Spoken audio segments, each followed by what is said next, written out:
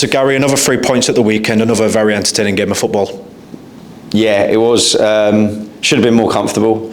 I think we were dominant throughout, and we probably should have been leading sort of half time, sort of 3 or 4 to the goods. But I think it's a great lesson as well to the lads. I think we started making some sloppy mistakes, and when that happens, you get smacked between the eyes. So I think they're lessons to learn from and grow from, and hopefully we can take that forward in the next coming games.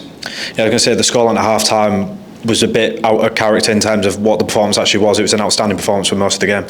Yeah, just think we'd done a few weird things where probably got a little bit leery, a bit cocky, started sort of making longer passes and coming away from the script. So as I say, it was good to get a little slap on the wrist, and also brilliant to show that, you know, the analysis to the boys today and show them what happens when that does happen. So, but we remained calm. I thought Stu was brilliant, and João at half time, we remained calm, said, look, if we get back to what we know we do well, and you know, we'll be okay. And yeah, thankfully that happened.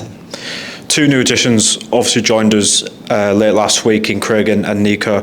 Talk us through what they'll bring to the team. Obviously we've seen a little glimpse from Craig as well at the weekend. Yes, obviously they're going to take a bit of time sort of learning the detail, especially in Stu's system. But I think Craig's going to be, you know, he's explosive. He likes to get one-on-one with players and get to the byline and whip crosses in, and obviously like the goal as well, you see cutting inside on his right foot as well, if on the right side. So you know, he's explosive. He'll get people, you know, off their feet, and we look forward to working with him.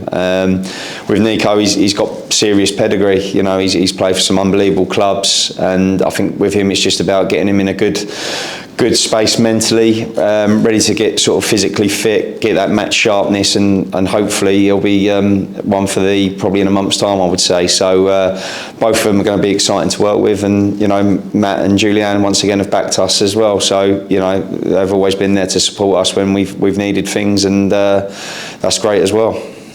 Ricky's gone out on loan as well. That was confirmed at the weekend. He's gone to Horsham on loan until January. What are you hoping he'll get out of that loan move? I hope he just enjoys his football again and smiles, and you know, hopefully just enjoys playing 90 minutes again and being part of a winning team.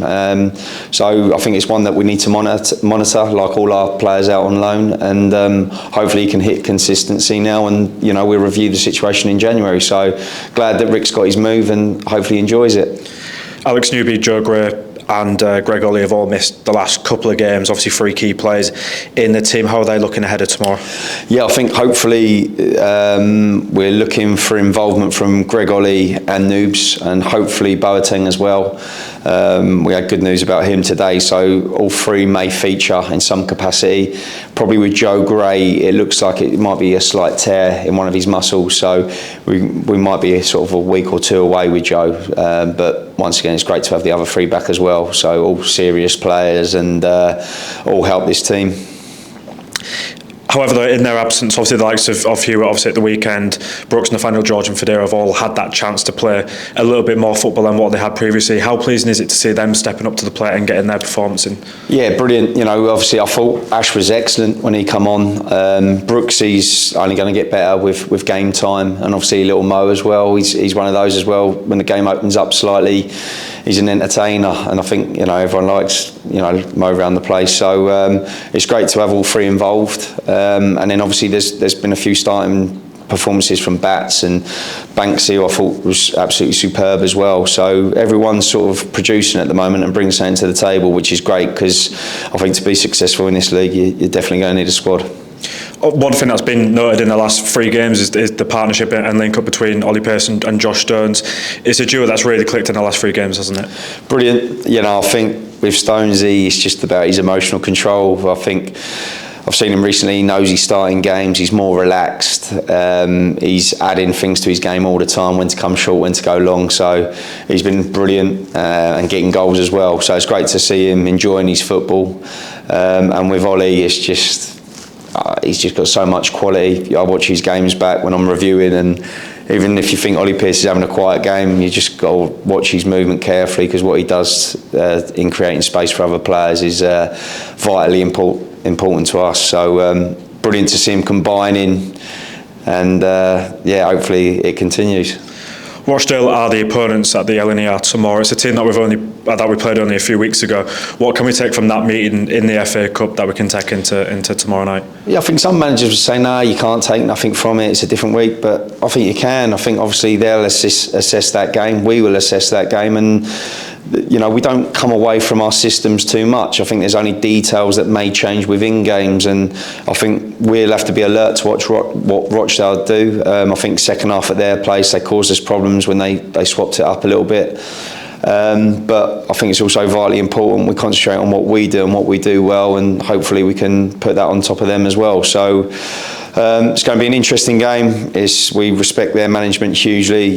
Jim, I've known him since the Brighton days. He's an unbelievable coach, unbelievable manager, and they've got a real good squad this year. They've signed some good players, and it's going to be a real tough contest. But I think as coaching staff, you look forward to being involved with, and hopefully the fans are going to have an excellent game to watch. Yes, I was just going to ask, what have you made to the start of the season? Obviously sat third at the minute, got a few games in hand. Yeah. Probably been arguably the best side in the league this year. Yeah, for me they're the best team in the league at the moment, and I think obviously they've got a few games in hand as well, but yeah, I think they've got real strength in depth. They've recruited unbelievably well. Tactically coached so well, and yeah, we're going to have to be on our toes tomorrow night. And lastly, on paper it comes across obviously as a big game on paper. How do we work around this to keep our mindset grounded heading into tomorrow night? I just think it's basically what Stu and Zhao carry out every day of the week. They remain constant. They're never too high, never too low. I think the victory at Eastleigh was all down to Stu keeping his calmness at half time. He just trusts the process and trusts what he does on the training pitch, and for me that's vitally important. Thanks for your time, Gary. Cheers, Ed.